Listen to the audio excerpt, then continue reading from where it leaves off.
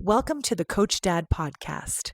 That's Dad with 3 Ds: dedication, discipline, and development. I'm Trisha, but many of you know me as Mama Rush, and I'll be sitting down with my husband, George, better known as Coach Dad, to talk about what it really takes to raise and coach young athletes to the next level. This show is for parents, athletes, and coaches who want the truth about building not just great players, but great people. You see, around here, we don't chase perfection. We chase best effort. Now, let's jump in. Welcome to Coach Dad Podcast. I'm Trisha. Many of you know me as Mama Rush, and I'll be your host. But the real coach in this conversation is my husband, George. Together, we've raised athletes who've competed at the highest levels, from Division I football and the Power 5 to the Junior Olympics and track and field. We know firsthand how overwhelming it can feel as a parent to support your child's athletic dreams. There's recruiting, training, mindset, academics, and it's easy to wonder, where do I even start? That's what this podcast is all about. Each week, George and I will share lessons we've learned from raising our own kids through this journey. We'll give you practical tools to help your athlete reach their full potential without losing sight of what matters most, like family, character, and a love for the game. So let's get started. Now, as we started talking before this podcast, George, I asked you, what's the most important thing in a parent's dream for their child to go to the next level and possibly become a D1 athlete? And you said something so interesting. You said the most important thing is falling in love. Can you go into that a little more? Absolutely. So when I say falling in love, we're talking about the fact that many times we begin this journey with our dream. It's not yet the child's dream. And so before we start putting them on strict regiments and taking them to speed coaches and doing all these additional things, going buy extra gear, let them fall in love with the game, whatever it is, whether it's track and field, whether it's football, whether it's basketball. They need to fall in love with whatever they're doing. And that takes patience. That takes weathering some bad days. And what often happens is we want to live vicariously through our children. And so we want to get out there and we want to push them hard and, yell and scream, but that takes away from the love of the game. Just let them experience it. Let them go through whatever they got to go through and see how the game begins to develop for them individually. That's totally true. That's so awesome. So let me ask you this just specifically. What does falling in love with the sport actually look like in a kid? Well, a part of it is, does he have his own self-motivation? Meaning, does he come to get you to say, hey, Dad, Mom, I got to go to practice. Hey, I want to learn more about this. Hey, I'm not so fast. Can you get me some help that I can be faster? When he's requesting to be better at it, when she is looking, for opportunities to improve, all those things are a part of falling in love with the game, because now they're interested. Right. Now they actually, have a liking to this. Now, how do you begin to hone that without pushing them away because you want them to be great overnight? Got it.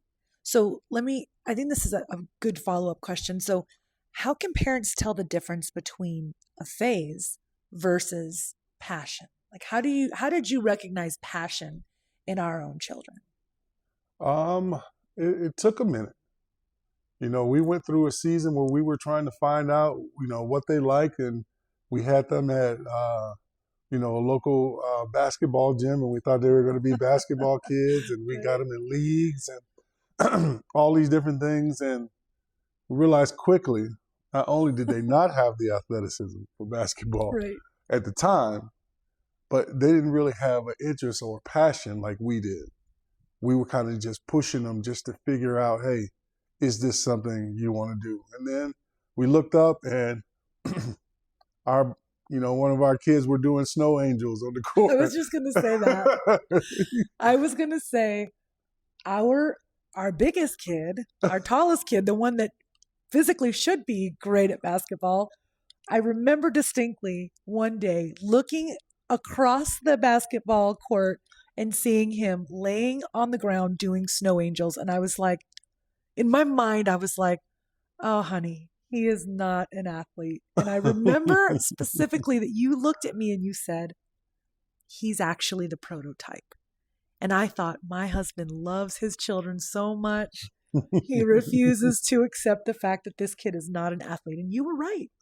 You saw greatness in him before it even manifested. This simply wasn't his sport. Right.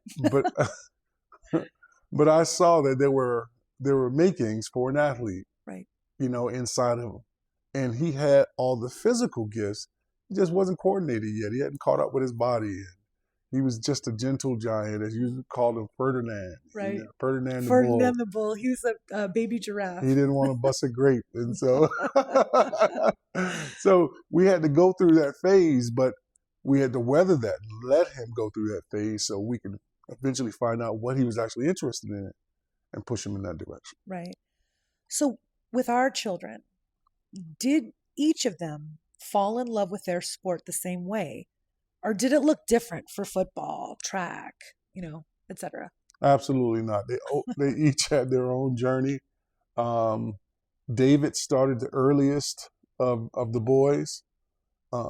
Michelle started, probably as early as David with track. But it wasn't something they necessarily wanted to do because it was hard and it was arduous and there was so much to learn and to do and so much technique. What we tried to do is to allow them to finish whatever they started and to go through a process. And then if at the end of that process, at the end of that season, they didn't like it, okay, we move on. Right. But you started, we're going to finish it. And eventually, Michelle began to get a liking for track. David began to pick up football and he wasn't shying away. And then he started asking for ways to become better. Right. So he was smaller because he was playing, down or up in age, forgive me. And then we got him into wrestling so he could get used to the contact and to, learning how to use his body. We got him into track with Michelle so he could get faster, right? For football. And, with Elijah and Cruz, we started to do some of those same things, but it was allowing them to go through their own processes. And eventually I got into coaching and, into helping out with the process. Not because there weren't adequate coaches out there, but there just wasn't enough help. Right. And so you had a bunch of dads out there and, 3 or 4 with a team of 30 and everybody trying to put the pieces together. And so having some experience in coaching, I decided to throw my hat in the ring and jump out there and help them out. And they soon learned there was a difference between dad and coach dad. Oh, God. That's a whole other podcast. It's going to definitely be one of my favorite podcasts for sure, because there's a difference between dad and coach dad for sure. Yeah. One of the things that I want to bring up is how each one of our children's process was different. Yeah. Cruz started football, in his freshman year of high school, yes. Where Elijah and David started the earliest. And everybody was just at a different level and a different passion level. Mm-hmm. But I feel really particularly blessed to be able to see how I believe that you really cultivated their interest and their love of the game, and you really met them where they were. I remember distinctly that you said, we're not going to push them. They've got to show interest. And I think that's something that a lot of people probably, considering how successful that they've been in sports, people probably wouldn't realize that, right. That you never once pushed them into anything. It was something that was really organically driven by them. Correct. One of the things that I've always stressed with them is I don't need you to go out there and be perfect. I don't need you to go out there and be a star. Just give me the best version of you. Give me your best effort. And it's me versus me. If you go out there and do the things you're coached to do, and you do it at the best of your ability, I can live with that. Right. Even if we lose, I can live with it because you were the best version of you today. And now let's get better tomorrow. Right. Let's continue to add that 1% and 1% until that 1% turns into 20, 30, 40. And before long, you look back and you're no longer the same kid. I really love that approach because, as a mother, I never heard you talk about perfection. Perfection is something that's not attainable. Mm-hmm. And I feel like it sets children up, people in general, up for failure. But to ask someone to give the best version of themselves, that's something I can strive for. That's something that I can commit to. Correct. So I really appreciate that as their mother. Well, a part of, being coach dad is your child. Right. And you can push them along the way to become better, because the enemy of great is good. Okay. Yes. Just being good at something. Right. But you'll never hit that next level unless someone pushes you to be great.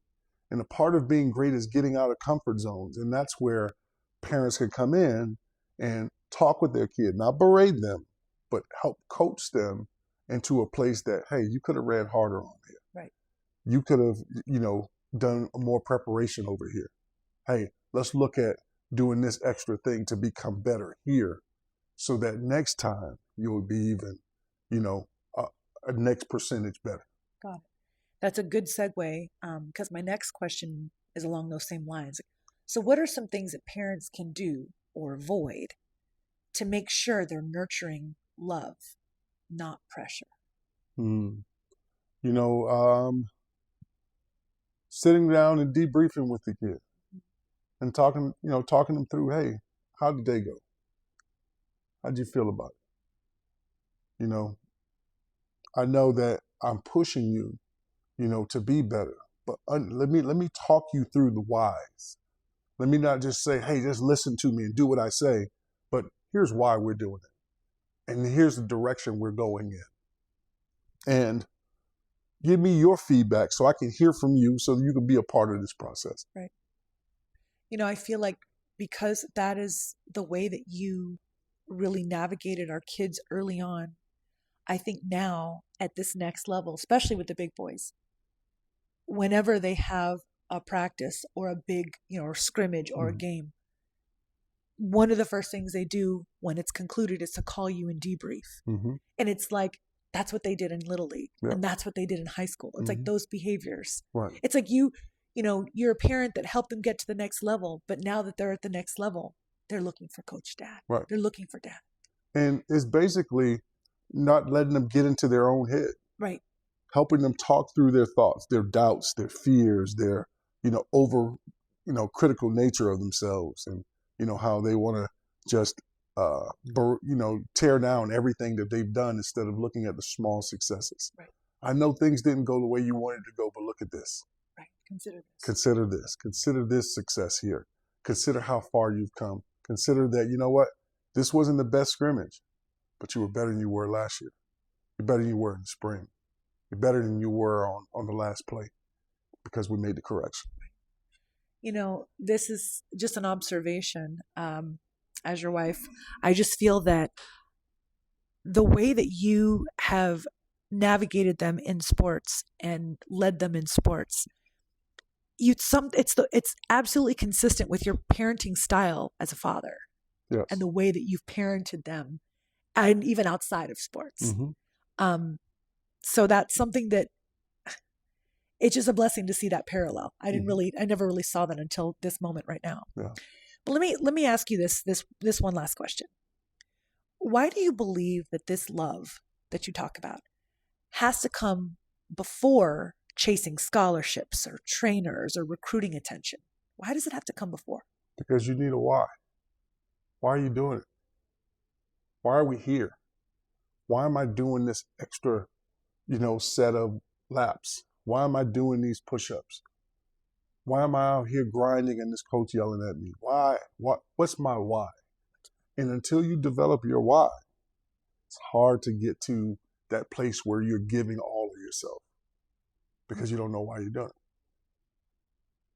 Makes sense. So, do you have any closing thoughts as we wrap up this podcast? No, I'm sure we'll get to all the topics, but It's the love, it's patience, and it's letting it become their vision and not just your vision. Right. Well, awesome. This was our awesome first episode, first podcast. I'm super excited. This is so much fun. So for all of you, thanks so much for following along. Stick with us. Subscribe to our podcast. We're going to keep on coming at you with some tips and some wisdom on helping your child get to the next level. So until next time. Thanks for listening to the Coach Dad podcast. Remember, we're not chasing perfect. We're chasing best effort. Every day, just bring your best. And as always, stay committed to the 3 Ds: dedication, discipline, development. That's how we build monsters and champions on the field and in life. We'll see you next time.